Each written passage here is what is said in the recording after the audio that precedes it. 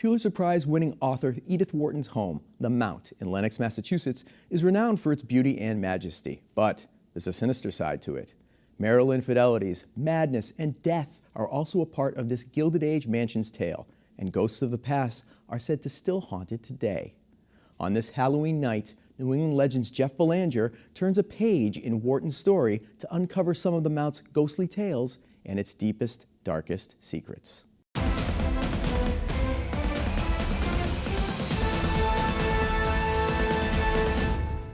Pulitzer Prize-winning novelist Edith Wharton once wrote, "I don't believe in ghosts, but I'm afraid of them."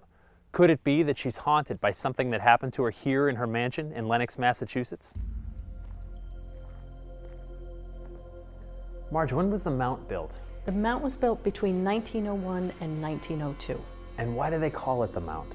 Edith Wharton had a great-grandfather who served in the Revolutionary War. After the war, they gave him some land in Long Island. He built a home and called it the Mount. Okay, so it's an homage to that. Yes. Now, we're in the library.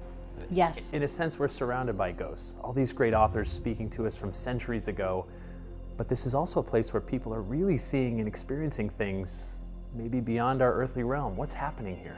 People see two people sitting in these chairs, seem to be sitting in front of the fireplace reading aloud from books, but no voices. And historically, who would have sat in these chairs? Edith Wharton and Henry James. Edith and her husband Teddy used the Mount as their summer home for many years. As Teddy sunk into a deep depression, he drowned in his own mental illness, and their marriage soon filled with strife and infidelities. This darkness in her life was reflected in her work. Edith did much of her writing from her bedroom. We think that she was working on Ethan Frome largely during those last couple of years that they were living here in the house. And Ethan Frome really is quite a dark book, especially having to do with marriage and relationships. So for someone who claims that she didn't believe in ghosts, she seemed to have a lot of superstitions, right? I mean, well, yes. I mean, we think actually her relationship with ghosts and the supernatural is a little complicated.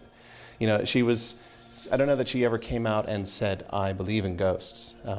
In fact, what she did say in her preface to her book of ghost stories was, the question of whether you believe in ghosts really isn't a relevant question, because it's not so much what you believe, but what you feel, what you experience.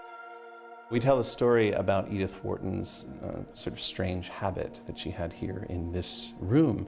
She would place her slippers at the foot of the bed every night before she went to sleep. And the slippers had to be pointed in the direction of this wall over here. And one time she was asked by someone, "Why do you do this?" And her answer was kind of strange. She said, "So the hobgoblins won't watch me while I sleep." Robert, what room are we in now? So this room is called Teddy Wharton's den.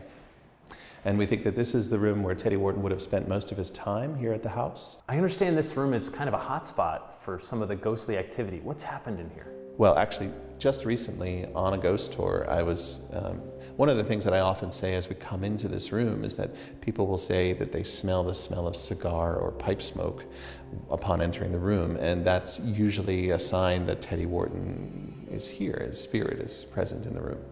So when we walked into the room on that particular night, we could smell that smell. So I, kind of half-jokingly said, "Looks like Teddy Wharton's with us tonight." And no sooner had I said that than the chair that's in the corner of the room seemed to do this little, hop. Because we heard, a little bump from the chair. And it was like, oh, it seemed to be getting an answer, And a few of the other people on the tour with us heard it and were kind of baffled by it, too. Okay, so we're standing now on the bedroom floor of the house, right outside the Henry James suite, and we think of this as a kind of a hot spot. And certainly on our ghost tour, this is a place where we spend a little time. And actually, this is a place where I myself had a strange experience. Just this season, actually. What happened? I was giving a ghost tour. As I do, I sort of walked down into this spot here and waited for people to come up to meet me.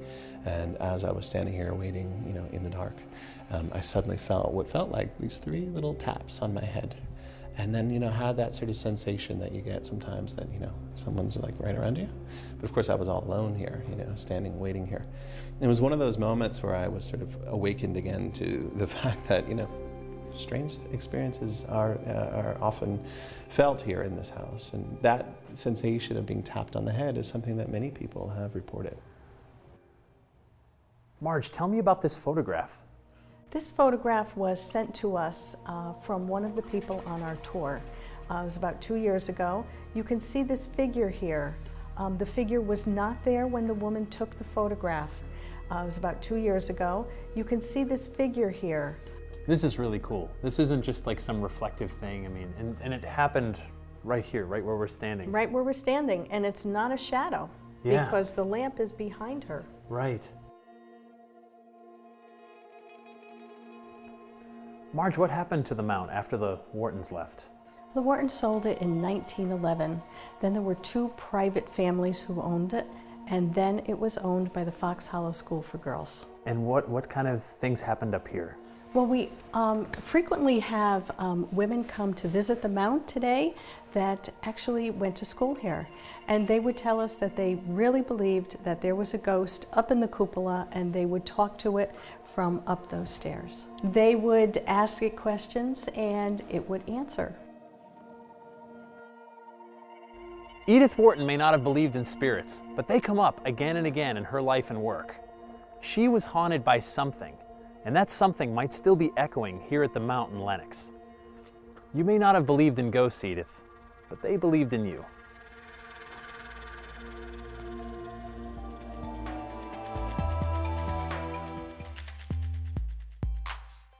The Springfield School Department